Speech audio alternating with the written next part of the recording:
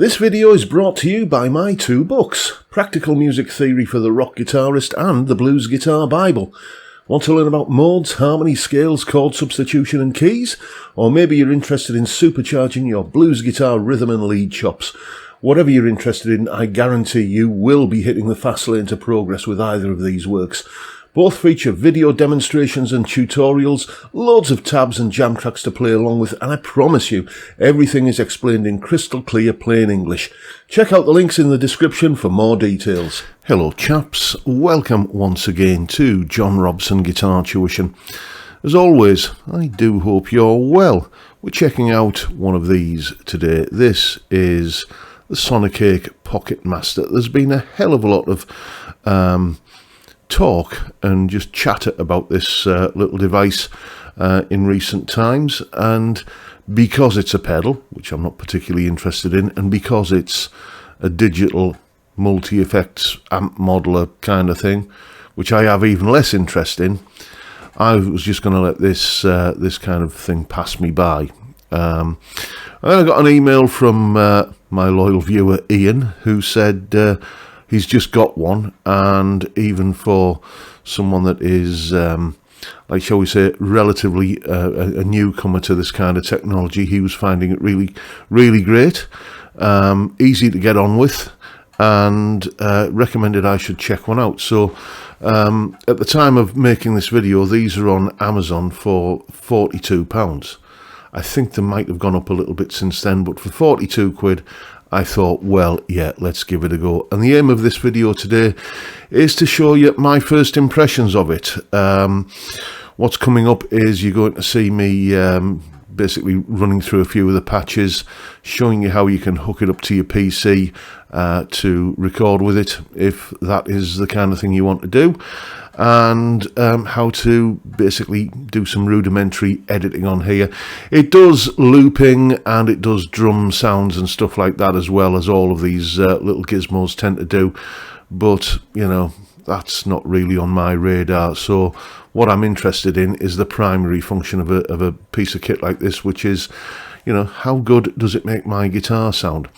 So first thing you've got to do is, if you want to hook it up to your PC, is, which I had to do to record the sound you're going to hear in this video, is you need to go to the Sonicake website. Just Google Sonicake Pocket Master, and like the first row results that you'll get will be like the shops that are wanting to sell you one of these, and then kind of, you know, second result down, you'll get the actual Sonicake page, where Sonicake company page, which is relating to this, and you'll need to download the USB ASIO drivers, basically the drivers which make this function as an interface.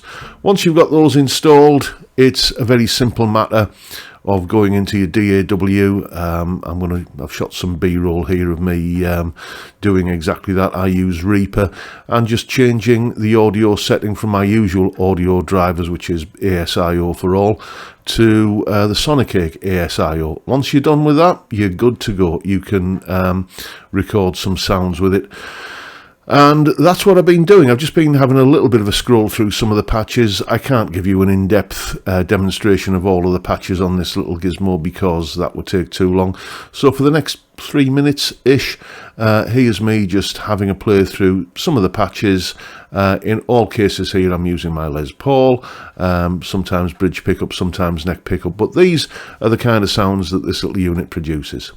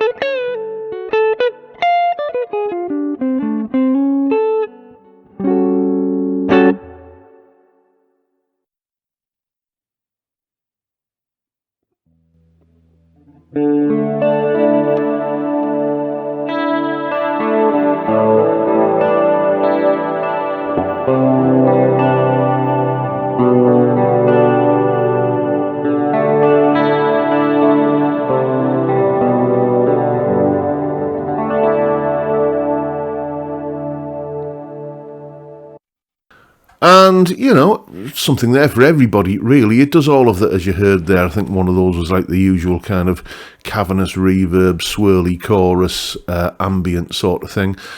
I'm quite impressed with the drive tones on this. You know, it's the last one of these, the last Sonicake product that I had was the original Sonicake Matribox. And I was quite impressed with that, but my memory of it was that it was a bit of a faff around, especially to get it to record.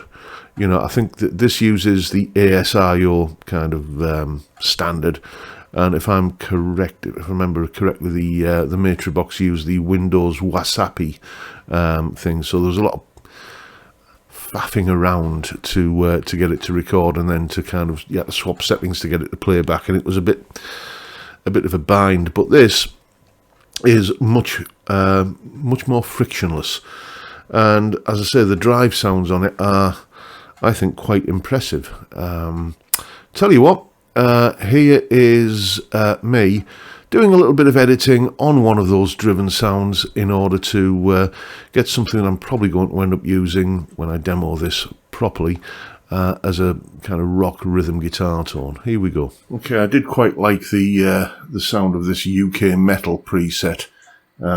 It's got a nice bit of a Marshall-y kind of grunt to it. It's obviously based around that sort of late 70s, early 80s metal kind of thing. Well, this kind of thing, you know. You know the song. It's perhaps a little bit gainy for me though, so what I'm going to do is click here, go into effects. I do apologise about the focus going a bit crazy, but hopefully you'll get the idea. There's my signal chain at the bottom there, and I can scroll across that just using the buttons here. And yeah, there's a drive pedal on there, and you can see it says Scream, so that's obviously a tube screamer. Let's turn that off just by doing that. And now let's have a listen.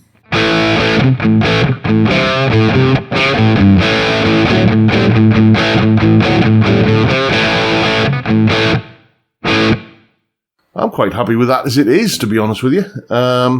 Maybe we could give it a little bit of stereo spread with some delay. So we'll scroll across. What amp are we using there out of interest? Oh, a Brit 800, yeah, JCM 800.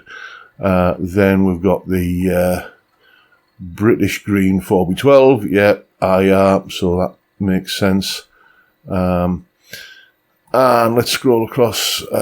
We should have delay in here somewhere. There it is. It's set to ping pong at the moment. If I was to turn it on, it would sound like this.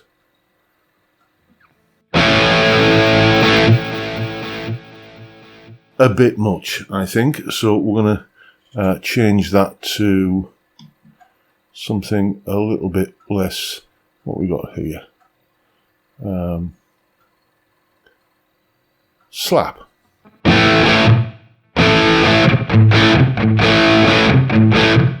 That's more my kind of thing, but could do with a little bit less mix in there, I think. So I'm just going to select mix and back it off a little.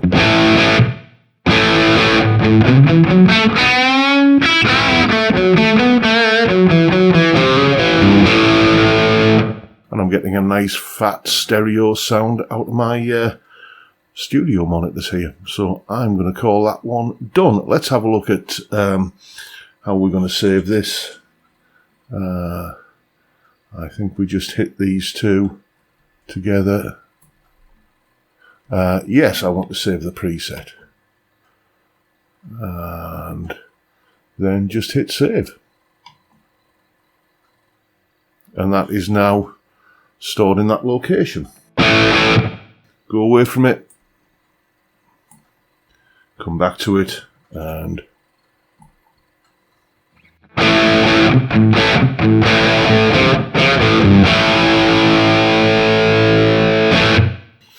that'll do. My work here is done. So there it is, and yeah, I'm more impressed than I thought I was going to be. Is this going to be something that I'm going to, you know, kind of get rid of the blue guitar amp one over? Well, no, in a word, but it makes a nice little backup. It comes with a belt clip which attaches via a couple of screws on the back here, so it's something I can, you know, just on the rare occasions I get some spare time, some free time, I can sit downstairs while wifey's watching Coronation Farm or EastEnders Street or something. I can just plug in and have a little bit of a play. Bluetooth as well, so you can, you know, no wires trailing all over the place. You just need a lead from your guitar into this Bluetooth earbuds, you're good to go.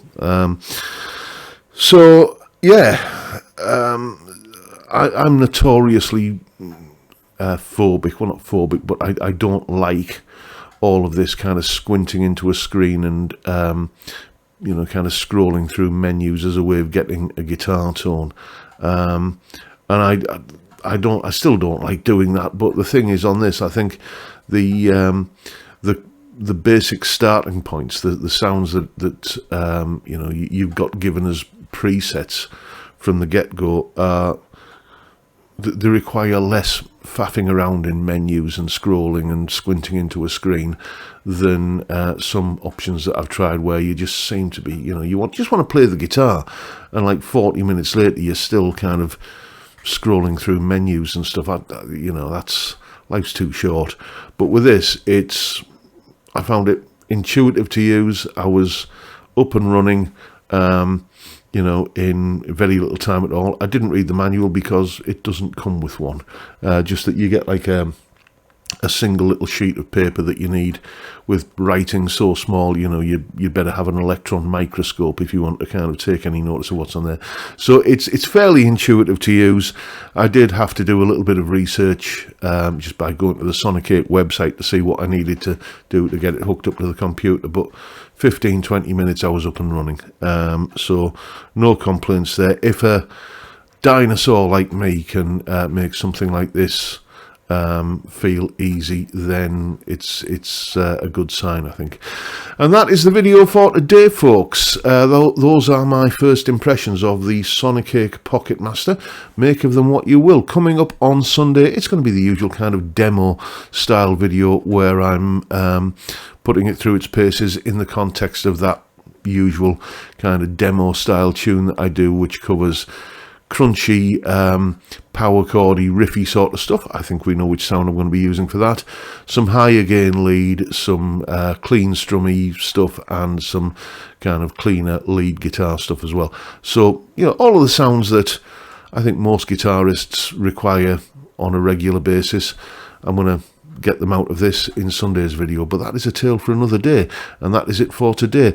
Hope you've enjoyed the video, and if that's the case, please hit the subscribe button and the notification bell if you haven't already done so, and why not drop me a like as well while you're at it. And don't forget the live stream every Friday 5 PM UK time, where we drink beer and we talk about stuff that's as complicated as it gets. Beer and chat on a Friday. What's not to like about that? It's a great way to kick off the weekend, and I'd love to see you there if you can make it. But for now, I'll bid you all a good day and say thank you so much for watching. Thank you for your time. Look after yourselves, folks. Stay well, stay safe, and above all, stay sane. Bye for now.